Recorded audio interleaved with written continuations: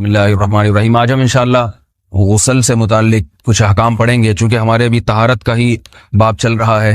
غسل کب فرض ہوتا ہے اور غسل کا طریقہ کیا ہے؟ رسول اللہ صلی اللہ علیہ وسلم نے فرمایا ان اللہ لا یستحی من الحق، اللہ تعالی حق بات کو بیان کرنے سے حیا نہیں کرتے۔ تو غسل کے جو مسائل ہیں ان میں بھی بعض دفعہ کچھ ایسی باتیں آتی ہیں جو بظاہر حیا کے خلاف ہیں، لیکن علم کی ایک بات ہے، سیکھنے اور سکھانے میں حیا اگر کریں گے تو پھر ظاہر ہے ساری زندگی جاہل ہی رہے گا انسان۔ اور غسل کے مسائل سیکھنا اس لیے ضروری ہے کہ غسل جب فرض ہوتا ہے تو جب تک مکمل غسل نہ ہو آپ کی نماز ادا نہیں ہوتی۔ رسول اللہ صلی اللہ علیہ وسلم نے فرمایا الماء من الماء، حدیث ہے کہ غسل فرض ہوتا ہے خواہش نفس کے ساتھ جسم سے منی خارج ہونے سے۔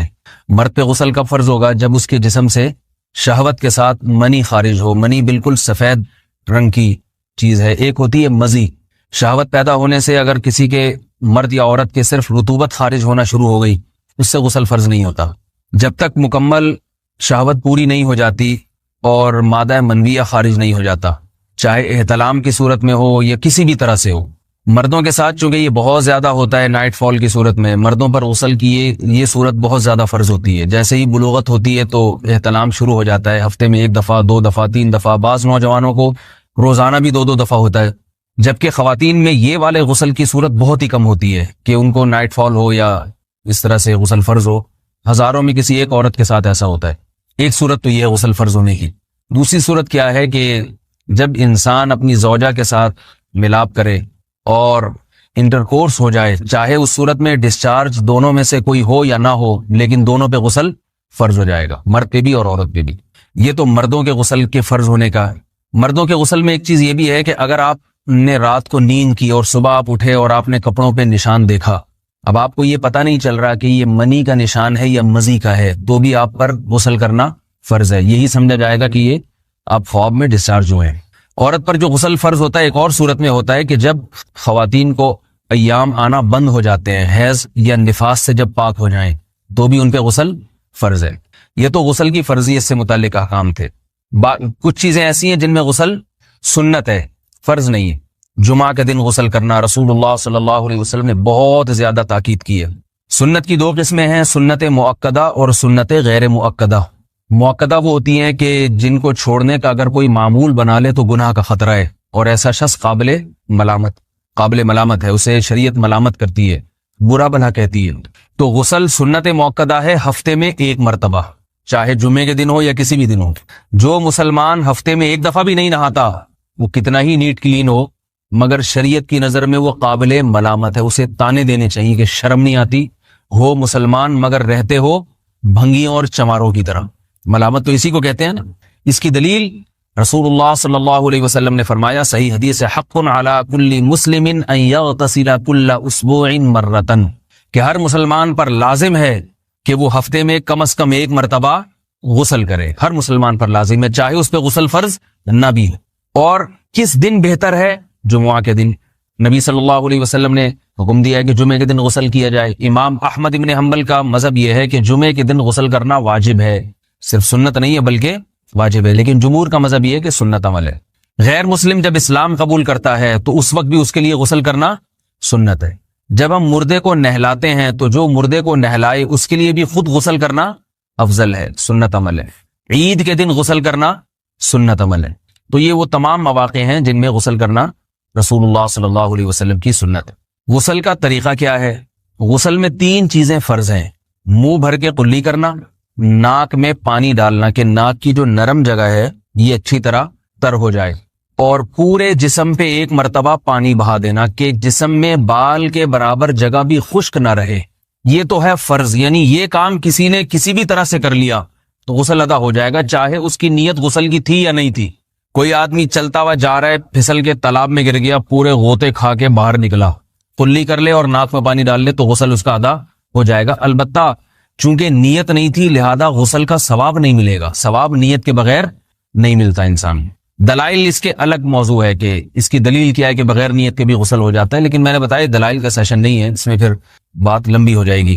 تو یہ تو ہے فرض، پورے جسم پہ پانی بہانا، کلی اور ناک میں پانی۔ سنت طریقہ کیا ہے؟ رسول اللہ صلی اللہ علیہ وسلم غسل کیسے کرتے تھے؟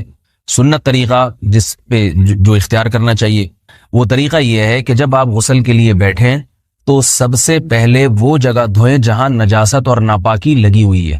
نائٹ فال ہوا, کسی کو احتلام ہوا, تو جہاں جہاں گندگی لگی ہے پہلے اس جگہ کو دھوئیں. استنجا کریں, شرمگاہ کو دھوئیں اچھی طرح. سمجھ رہے ہیں بات کو؟ اس کے بعد ہاتھ دھوئیں اور مکمل وضو کریں جیسے ہم عام حالات میں وضو کرتے ہیں. مکمل وضو کرنے کے بعد دائیں کندھے پہ پانی ڈالا, لیفٹ سائڈ پہ پانی ڈالا. پہلے زمانے میں تو چلو سے غسل ہوتا تھا, ہاتھ دھو لیے تو اب چلو سے پانی لے کے یہاں ڈالا جا رہا ہے, چلو سے پانی لے کے یہاں ڈالا جا رہا ہے, پورے جسم پہ ملا جا رہا ہے, اور چلو سے پانی لے کے 3 دفعہ سر پہ ڈالا جا رہا ہے. تو آج کل چلو الو تو ہے نہیں, شاور کے نیچے جا کے کھڑے ہو جاتے ہیں. تو اس میں یہ کہ شاور کھولے, اس میں کھڑے ہو جائیں, سارے چلو اس میں خود بخود ہی ہو جائیں گے, پورے جسم پہ پانی بہ جائے گا. نبی صلی اللہ علیہ وسلم کے دور میں یہ جدید چیزیں نہیں تھیں, شیمپو اور صابن. تو آپ صلی اللہ علیہ وسلم بیری کے پتوں سے غسل کی ترغیب دیا کرتے تھے. بیری کے پتوں کو اگر پانی میں پکایا جائے تو پانی میں میل کچیل صاف کرنے کی صلاحیت بہت بڑھ جاتی ہے. ہمارے زمانے میں اس تکلف کی ضرورت نہیں ہے, صابن ملتے ہیں اس سے نہایا کریں. بہرحال کہنے کا مقصد یہ آپ لوگوں سے, تو یہ سنت طریقے سے غسل ہو جائے گا آپ کا. سمجھ رہے ہیں بات کو؟ سب سے پہلے استنجا کیا, اس کے بعد وضو کر لیا, اس کے بعد غسل کر لیا. اگر کسی نے غسل میں وضو نہیں کیا اور ویسے ہی پورے جسم پہ پانی بہا دیا تو بھی اس کا وضو خود بخود ہو جائے گا. اس غسل سے وہ نماز پڑھ سکتا ہے, کیونکہ بعض لوگ غسل کرنے کے بعد دوبارہ وضو کر رہے ہوتے ہیں. اس کی ضرورت نہیں ہے, کیونکہ جب غسل کرتے ہیں تو وضو والے اعضاء تو خود بخود اس میں دھل جاتے ہیں. یہ ہے غسل کا طریقہ. وضو کیسے ٹوٹتا ہے؟ جن چیزوں سے غسل فرض ہوتا ہے ان چیزوں سے وضو تو بہرحال ٹوٹتا ہی ہے. اس کے علاوہ بھی وضو ٹوٹتا ہے. اس سے پچھلے لیکچر میں میں نے کچھ تفصیل بتائی تھی کہ نجاست جسم سے کہیں سے بھی خارج ہو جائے یا نجاست نکل کے بہ پڑے. اگر قضائے حاجت کی جگہوں سے نجاست خارج ہوئی ہے تو نظر بھی آ جائے وضو ٹوٹ جائے گا, اور قضائے حاجت کے علاوہ جگہوں سے اگر نجاست خارج ہوئی ہے, خون وغیرہ ہے جیسے, تو جب تک نکل کے بہے گا نہیں تو اس وقت تک وضو نہیں ٹوٹے گا. سمجھ رہے ہیں بات کو؟ وضو کا طریقہ کیا ہے؟ سب سے پہلے دونوں ہاتھوں کو دھویا جائے, 3 دفعہ کلی کی جائے, مسواک کی جائے, 3 دفعہ ناک میں پانی ڈالا جائے, پھر پورے چہرے کو پیشانی, یہ جو ہے جہاں سے پیشانی ہماری شروع ہو رہی ہے اور تھوڑی کے نیچے, تھوڑی جہاں ختم ہو رہی ہے, اور ایک کان کی لو سے دوسرے کان کی لو تک 4 اعضاء ہیں وضو میں دھونا فرض ہیں. 1 چہرہ, نمبر 2 بازو, نمبر 3 سر کا مسا, چوتھائی سر, اور نمبر 4 پاؤں کو دھونا. اس کی دلیل قرآن مجید کی مشہور آیت ہے فَاغْسِلُوا وُجُوهَكُمْ وَأَيْدِيَكُمْ إِلَى الْمَرَافِقِ. اللہ فرماتے ہیں ایمان والو, جب نماز کا ارادہ ہو تو اپنے چہروں کو اور اپنے ہاتھوں کو دھو, سر کا مسا کرو اور پاؤں کو ٹخنوں سمیت دھو. دھونے کا حکم ہے قرآن مجید میں. البتہ سر کے بارے میں یہ نہیں آئے پورے سر کا مسا کرو, بلکہ آ رہا ہے وَامْسَحُوا بِرُؤُوسِكُمْ. با کا لفظ ہے, با آتی ہے تبعیض کے لیے کہ سر کے بعض حصے کا مسا. اب بعض حصے کا قرآن حدیث میں کہیں تذکرہ نہیں ہے, تو اس میں فقہاء کرام کے اجتہادات ہیں. امام شافعی فرماتے ہیں تھوڑا سا بھی ٹچ کر لیا سر کو ہو جائے گا. امام ابو حنیفہ فرماتے ہیں نہیں, کم از کم 1/4 کا ہونا ضروری ہے. سب کے اپنے اپنے دلائل ہیں, ان دلائل میں نہیں جاتا. فقہ حنفی کو جو فالو کرنے والے ہیں تو ان کو چاہیے کم از کم 1/4 سر کا مسا, یہ فرض ہونے کے لیے ضروری. مگر سنت کیا ہے؟ پورے سر کا مسا. نبی صلی اللہ علیہ وسلم دونوں ہاتھوں کو بھگو کے پورے سر کا مسا کرتے تھے ایسے. سمجھ رہے بات کو؟ اور مسا کے جو یہ ٹیکنیکل طریقے ہیں کہ آپ یوں پہلے انگلی بنائیں, پھر یوں لے کر جائیں, پھر یوں گھما کے لائیں, پھر یوں, یہ ٹیکنیکل طریقے حدیث سے ثابت نہیں. مسا کا طریقہ کیا ہے؟ بھیگا ہوا ہاتھ لے کے ایسے پورے سر کو ہو گیا. پھر حدیث میں یہ بھی ہے کہ یوں لے جاؤ اور یہ بھی ہے کہ 2 واپس بھی لے کر آؤ, دونوں طرح سے ثابت. تو ایسے بھی کر سکتے ہیں کہ یوں لے جائیں, اور ایسے بھی کر سکتے ہیں لے کے جائیں اور پھر واپس بھی لے آئیں, دونوں طریقے جائز ہیں. لیکن کم از کم سنت اتنی ہے کہ پورے سر کا مسا ہونا چاہیے. بعض لوگوں کو شو مارنے کا شوق ہوتا ہے, اگر وہ واپس لائیں تو بال ان کے خراب ہو جاتے ہیں, کہتے ہیں یار یہ پھر مسئلہ خراب ہو جائے گا, تو پھر ایسے لوگ صرف یوں ہی لے جائیں کافی ہے. افضل تو یہ کہ یوں بھی لے جائیں, یوں بھی لے جائیں, دونوں طرح سے صحیح ہے. بہرحال دونوں حدیث سے ثابت ہیں. سمجھ رہے ہیں بات کو؟ اور یہاں ایک اہم مسئلہ بتا دوں, قرآن مجید نے پاؤں کو دھونے کا حکم دیا ہے, پاؤں پہ مسا کرنے کا حکم نہیں دیا. اور حدیث میں خفین پر مسا کرنے کا حکم ہے. تو قرآن اور حدیث کو فقہاء نے جمع کیا ہے, لہذا وہ موزے جن میں آسانی سے پاؤں دھوئے جا سکتے ہیں ان میں چاروں ائمہ کے نزدیک پاؤں پہ مسا کرنا جائز نہیں.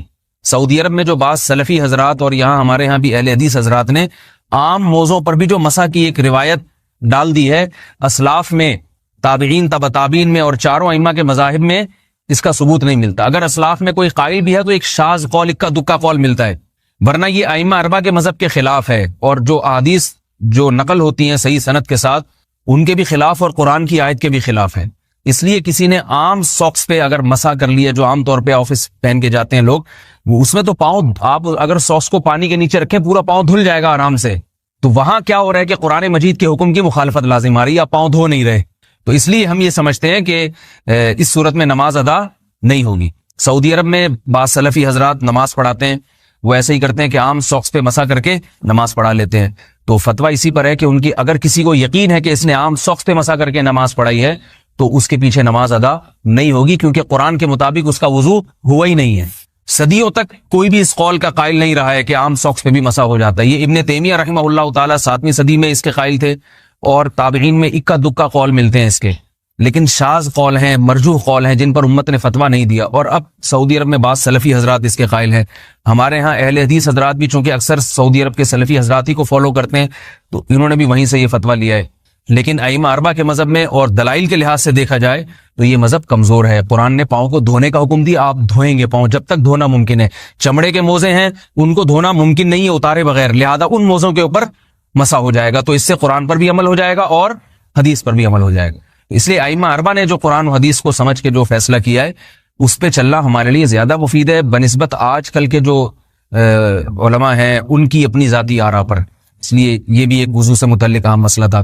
سمجھ رہے ہیں؟ باقی تو ماشاءاللہ وضو کرنا سب کو آتا ہی ہے. اور وضو کے بعد دعا کیا ہے؟ کلمہ شہادت، اشہد ان لا الہ الا اللہ وحدہ لا شریک لہ اشہد ان محمدا عبدہ ورسولہ اللہم اجعلنی من التوابین واجعلنی من المتطہرین. اے اللہ تو مجھے بار بار توبہ کرنے والوں میں شامل کر دے اور بار بار پاکیزہ رہنے والوں میں شامل کر دے. توبہ اس لیے کہ میں نے ظاہری طہارت تو حاصل کر لی، مجھے روحانی طہارت بھی عطا کر دے. اگر میں نے گناہ کی ہوں تو مجھے ان سے بھی توبہ کی توفیق عطا فرما لے، تاکہ اس لحاظ سے بھی میرا وضو ہو جائے، اس لحاظ سے بھی میں پاک ہو جاؤں.